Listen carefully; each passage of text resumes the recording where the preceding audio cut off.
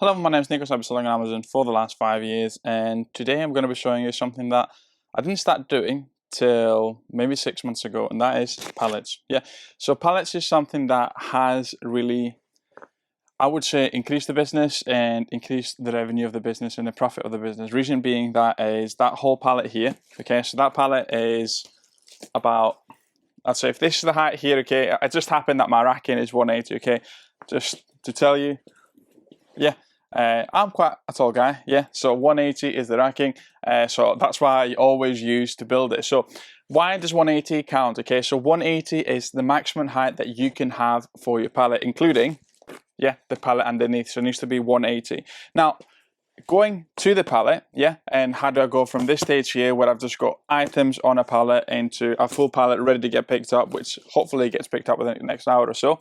You can see how it's got 3 labels, so each pallet at the end will have 3 different labels. It's going to have one a label that is going to be similar that you want when you get with your normal shipments, yeah. And you're going to get 2 other labels that come pretty much the day after, sometimes the same day, with a company called Arik. So the first time you're doing it, you're thinking, oh, how does this work? But I'm just going to talk about the steps for it. Creating the pallet and creating different shipment plans, that takes a bit more information needed really for us, and I don't want to just say you do this, you do that, so I'm going to do a proper video explaining how I do it. Now when it comes to the pallet, okay, now the pallet needs to be 120 by 100. Anything less, okay, chances are it's going to take a lot longer to get introduced into the Amazon system. Now Amazon likes everything being nice and easy, so that's why you use 120 by 100. Again, any issues with your pallets, okay, so this pallet here, to show you, has got at the moment in time a broken piece of wood, as you can see it here. Now I'd have to fix that before I send it in, because any issues with your pallets, any broken feet, anything is going to start causing delays. And pallets, unfortunately, do take quite some time to check in. Yeah, they do take some time, my experience anyways. I've had pallets that's taken a whole month. Last month I had an experience with a pallet. Unfortunately, half of the stock apparently went missing. I uploaded the invoices, and surprise, surprise, Amazon found those listings. But it's just never nice when you're sending something out and you're thinking, all right, I've got 1,500 units on this, and only 700 have been added. So how do I get from this stage here? Okay, so this is private label stock. This is very, very easy. I don't need to do anything really for that except from put individual labels to this here. Now, each individual box, when it goes into the pallet, yeah, you're going to be treating it as its own pretty much different shipment plan. So imagine you've got this box here, yeah, and you are sending this box into Amazon. What would you do? Well, you'll say how many units you've got in each box, yeah, how many units you go in each box, dimensions, and then send it in and book it in. So this is what happens with the pallet too. You build a pallet for that's what you do. So you're building a pallet. So I've got here 35 boxes, yeah, 35 boxes, 35 times 15 in order to send in. And that's going to cost me £46 to send it in. So the job that I've got to do here now is I need to go on to Amazon, yeah, I need to say, well, I'm sending X amount of units and I'm going to be using these amount of boxes. Now, what's going to happen different, the reality is, okay, I've got 35 boxes, so one of the first different things compared to you simply doing your normal shipment plans is you'll have to put the information via a spreadsheet. Yeah, and that spreadsheet is very, very easy, okay? You'll literally have your ASINs on the left-hand side, and then you will have the box dimensions that you need to be doing. For this one here, it's going to be super easy because I'm just going to put 15 in each box for 35. Okay, that's all I'll have to do. And then dimensions, so copy and paste all the way across. So once you got that, you upload that spreadsheet onto Amazon, yeah, and that spreadsheet basically validates what the information is. And you're going to get 35 different labels. Now, I'm very lucky, okay, that all these are the same SKU, the same ASIN, so it doesn't matter where I stick the stickers. But when it comes to this pallet here, which I've got mixed SKUs, each box has got its own number, yeah, I number each individual box, and then it's going to go its individual label, because when Amazon crack this open, they'll be getting the box and they'll be looking for the label. Okay, that label will tell you, well, this label has got these units in, and then check into the system, and so on and so on.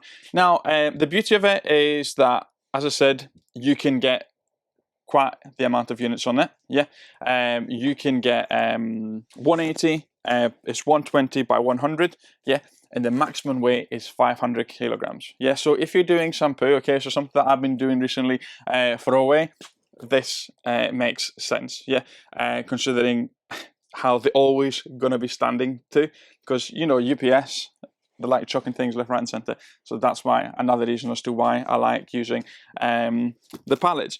Now, a pallet is in, I would say, a 1 day's work. Yeah, I do it over a period of 2 or 3 days.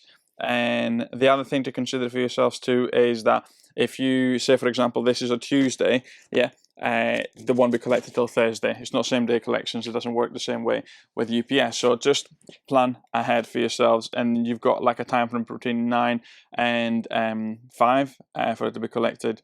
But I think the beauty of it is the fact that it's only £46. Yeah, £46 to get rid of all this stock. So the way I do it is, I mean, I talked at the beginning and I said, oh, I'm not going to show you how I do it or anything, because I think that'd be, I need a specific video for it, but I'm just going to show you a bit of an idea of how I do it. So give us a minute, let's get a piece of paper. So how do I keep myself organized with a pallet? Well, believe it or not, I actually go pen and paper and my SKU labels. That's the way I do it. So what I do is, say for example, this is, as I said, this is a very, very easy pallet because they're all the same thing. I don't have to do anything. This one had 700 units. They're all different things. So the way I do it is I actually start writing boxes. So I do it 1 box per time. Yeah. So I would have, so for example, box 1. Okay, this is me just writing box 1, and then box, and then I would put what SKUs I have. So for example, I'll put 15 of this, 16 of that, 17 of this. Okay, I'll have the dimensions, the size. So I would have, this is 15 kg, and I would put the dimensions 60, 40, 50. Okay, so nothing crazy. That's how I would do it, and I would go box 2, box 3. The only thing that I do differently that I would assume most people do is that I actually print the SKU, the ASIN, the FN SKU barcodes, and I'll stick that next to each individual item that I put. So as I'm doing it, imagine this is the barcodes. As I'm doing it, I'll go, right, I've got 15 of this barcode, I've got 16 of this barcode, 17 of this barcode.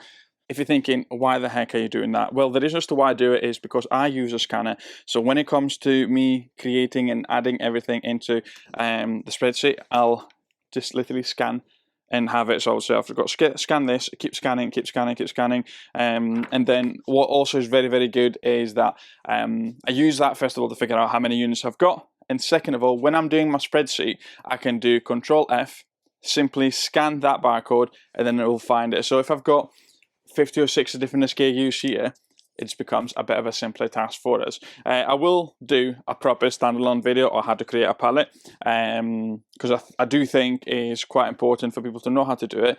I guess the other negative, potentially, it might be the case that in order for you to have a pallet, you need to have a business address, I believe, in order for it to be collected. I don't think they can collect a pallet from a residential address unless you get away with it with saying, say for example, I live in number 72, you can put unit 72 and maybe get away with it. I know a lot of people, believe it or not, getting trade accounts doing that, but yeah, just something to consider for yourselves. I love it. It takes some time. Yeah, it is annoying when, like, so for example, the other day I created a whole shipment and one of my own branded goods suddenly just became a dangerous good. So I've created a shipment, I've created cases, and I've able to sort it, but I didn't want to keep waiting. So all I had to do is I just had to put different SKUs here with same dimensions, put it in there, and it's all packed and ready to get picked up today. Yeah, it's just part of the process. Yeah, hope you enjoyed this video, and apologies I've not been uploading as often as I was over the last year or so, but I'm just navigating the fact that I'm back in to do everything on myself. So yeah, it's a bit interesting, but yeah, something to keep out for yourselves. Thanks so much for watching, everyone. Yeah, and yeah, keep grafting. It's Cree 4, keep grafting.